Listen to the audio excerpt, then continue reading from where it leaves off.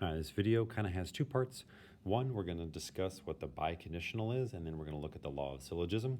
So a biconditional, in the previous video, we talked about P implies Q, and we talked about, that's the original statement, and then we looked at the converse, which was Q implies P, okay? So this could be true and this could be false, or this could be false and this could be true. A biconditional is saying this: P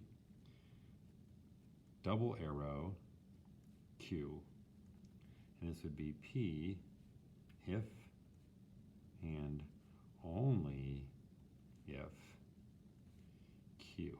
Okay, the if and only if and this double arrow means this. It means both of them. The only way a biconditional is true is if both are true. This is only true, the biconditional, P if and only if. Again, if you see if and only if, you know you're looking at a biconditional. You're looking at a statement that's claiming that P implies Q and Q implies P. There can be true biconditionals and there can be false biconditionals, okay?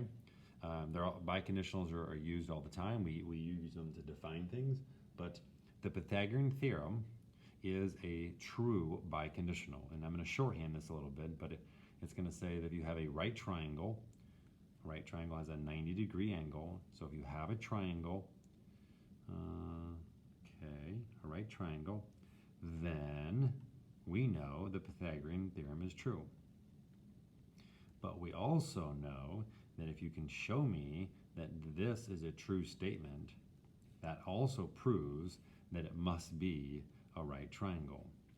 So the Pythagorean theorem says a right triangle, or you are a right triangle, if and only if a squared plus b squared equals c squared. This is true, the converse is true, and so it is a true biconditional, okay? I can say things like, if you have all three congruent sides for a triangle, if and only if you are an equilateral triangle. And that's really like how an equilateral triangle is defined, right? If you're equilateral, you have three congruent sides, and if you have three congruent sides, you're equilateral, right? So you can see like how we use this in a definition. Biconditionals are very useful to define things. We can have false biconditionals, right? Those are true. We can say that if you're a linear pair,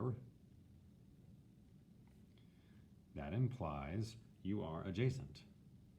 And I say yes to that. But if we try to make it a biconditional, you're a linear pair if and only if you're adjacent? No. Linear pair does imply you're adjacent, but if you're adjacent, that doesn't necessarily mean you're a linear pair. P implies Q, but that Q does not imply P. This would be false. That is not a true biconditional. It does not go both directions. Same thing here.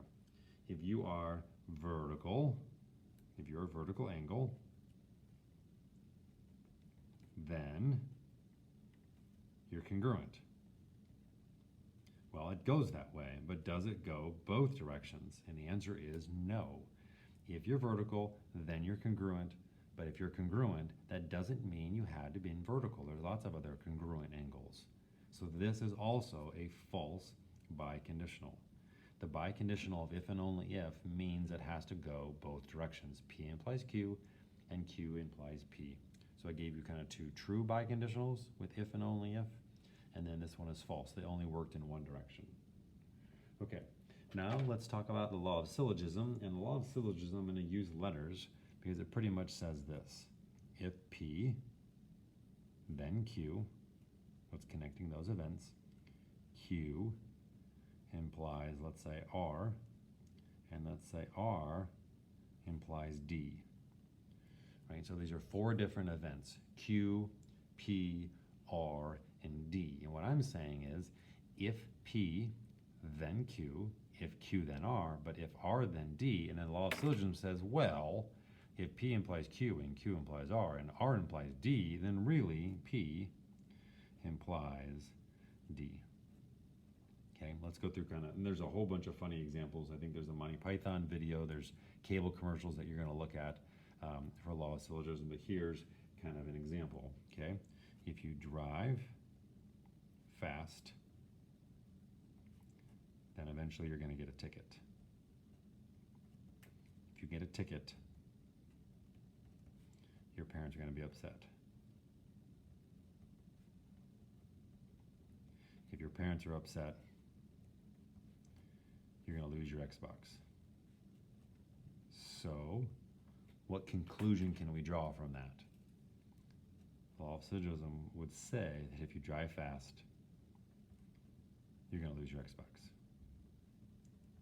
See how it's connecting all the events and kind of skipping over the middle ones? That's really the essence of law of syllogism. And again, there's some other videos that you might look at, but this hopefully gives you a kind of a short view of what a biconditional is. Again, if you see if and only if, you know it's a biconditional, and a biconditional is only true if both are true.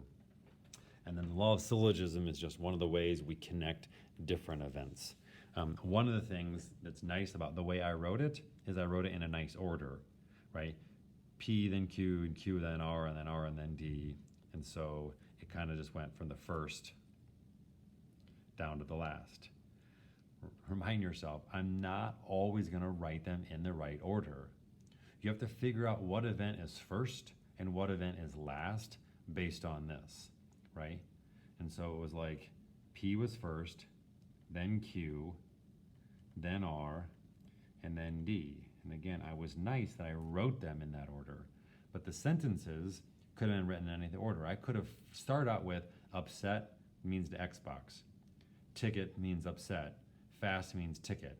You're going to have to read the paragraph or read the information and figure out what event was actually first and what event was last, and then you can kind of draw the connection.